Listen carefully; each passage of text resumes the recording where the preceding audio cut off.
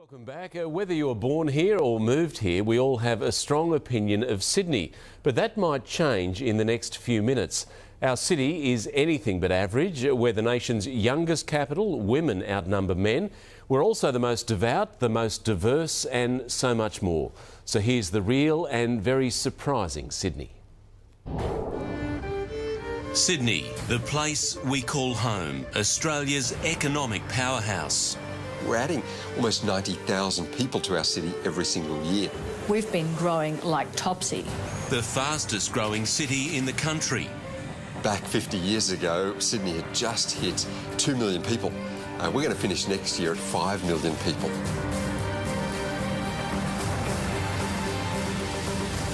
The changing face of Sydney has been phenomenal. I didn't grow up here in Sydney. My hometown was Tamworth. But when I first moved here almost 25 years ago, like most newcomers, I thought this place was amazing. In its heart, there is scarcely a street without some building activity. New, tall buildings. Tear into it, knock it down and build something new and bigger. That was then. This is now. So what will be our future? Mark McCrindle is Australia's leading demographer. He loves statistics almost as much as this city. And what he's found is a fascinating and complex landscape where old ways and old attitudes are disappearing. We used to have this almost cringe of, this part of the city is better than that part of the city, and people would be perhaps embarrassed if they weren't closer to where the action was. That's all changed. People in Greater Western Sydney embrace that as their moniker, proud of being a Westie. Migration is also changing Sydney as the city's newest citizens form new tribes in its oldest suburbs. South Africans have embraced Dover Heights, the Chinese Chatswood and Hurstville.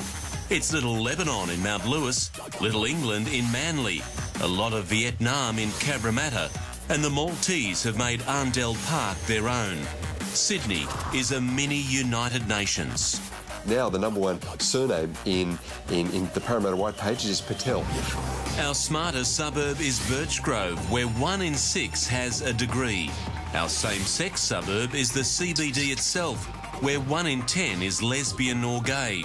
Balmain has the highest proportion of women to men, yet Pyrmont, just next door, is the exact opposite. Kenthurst loves cars, almost 3 for every household. St Ives pays the most rent, and Potts Point reports the longest working week. And when it comes to work, the CBD is no longer the city's undisputed top dog. Sydney is undergoing an opportunity revolution, with entrepreneurial hotspots sprouting up just about everywhere. You've got the media and communications hubs around Surrey Hills and Ultimo, and high tech emerging in areas of Parramatta and even out in Penrith. It's not all just happening in the CBD alone. Darlington near Redfern has the highest percentage of unmarried bicycle-riding atheists. They worship Lycra more than religion, but 15 kilometres away, it's a different story, from the godless to the God-fearing. Auburn, which now has the number one religion is Islam, it's actually the largest suburb, 33,000 people. Citywide, Christianity remains Sydney's biggest faith. But it's our multitude of religions that make this city Australia's most devout. In Horsley Park, 97% believe in a God. Kemps Creek is 69% Catholic. Dover Heights, 48% Jewish. Grays Point is a third Anglican. Yennora, a third Hindu. And more than 50% of Landsvale is Buddhist. As for evangelical Sydney, well, they're on the move. You've got the shift of the Bible Belt, which used to be in the Hills District, and now it's shifted down to the Shire.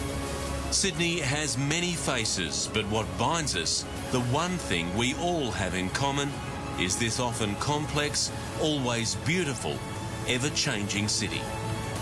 Sydney is a very diverse place, but I think in that diversity, in that difference, is a great sense of strength. We all come together as Aussies and as Sydneysiders. I think that's why so many people, almost 5 million of us, call the city home.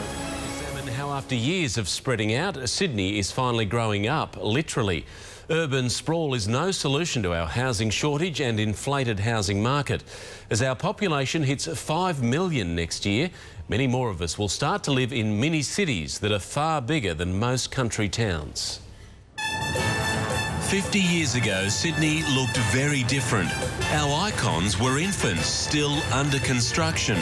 Our health and safety not quite as rigorous. Up, up, up. More office space for more office workers. But our skyline was changing. It felt dramatic then, but nothing compared to what's coming. The face of Sydney is constantly changing. Behind me is Barangaroo, once known as the Hungry Mile, once a bustling port. By the late 1990s, it was out of date, neglected, all but abandoned. But not any longer. If anything typifies the changing face of Sydney, it's the $2 billion reinvigoration of this once forgotten harbourfront. 8 prime hectares of hotels, offices, shops and apartments. 100,000 visitors a week, home to tens of thousands of workers and residents. The future. What Barangaroo represents is a scale of project that allows a full range of mixes to exist in the same place. It's also carbon neutral and it creates fantastic new public spaces as well. Old Sydney was about living in the burbs, commuting to work, travelling for our entertainment and driving to the weekly shop. New Sydney is about having work, sleep and play all within a 20-minute radius. People want to be able to walk out their front door and to live their lives fully rather than having to get on a train or a bus or in a car and to travel an hour or so. As Sydney takes to the sky, so did I. Because it's not only the CBD that's on the rise, the Sydney of the future will be many cities, multiple high-rise, high-density hubs, north, south, east and especially west. Right below me is Parramatta, the geographic heart of the city. What's about to happen down there is a multi-billion-dollar transformation. Imagine Shanghai on the Parramatta River, a multi-billion-dollar rebuild including Sydney's tallest residential tower, 53 stories high. There are even plans for a beach. The vision for Sydney has to include Parramatta really genuinely becoming our second CBD. Former Lord Mayor Lucy Turnbull says it's the way of the future. And similarly, the Penriths, the Liverpools, the Campbelltowns, the Blacktowns, the Chatswoods, they have to really fulfil their destiny to become great cities within our metropolitan city. The quarter-acre block has had its day.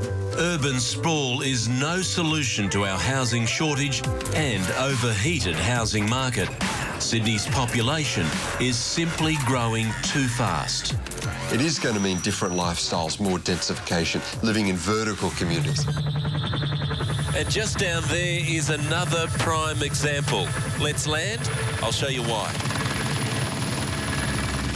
This is Thornton in North Penrith. For much of its life, the land around here was home to the army, some light industry, a few farming paddocks and not much else.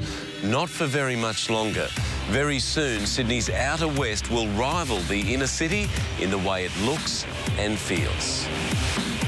Out with the old, in with the $200 million new.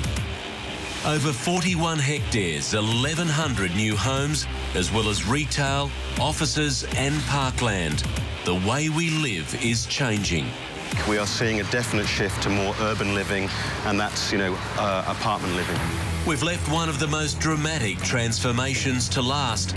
I'm over Oran Park, 70 kilometres from the centre of Sydney. It was once a racetrack. More recently, a dairy farm. But the cows are going. The stampede is on. In just 15 years, this will be a mega hub for 135,000 people. From paddock to full-blown city in no time flat. You're going to see a whole brand new town pop out of the ground. Year by year, it's expanding, and this man couldn't be happier. Heaps of schools, shops, leisure centres, libraries, the whole thing will be there. So hopefully you won't have to leave Oran Park to go somewhere else. You can just do everything you need there. You can work there, you can live there, you can shop there. That 20-minute rule again, the future of Sydney. But will our transport be able to cope? That's tomorrow.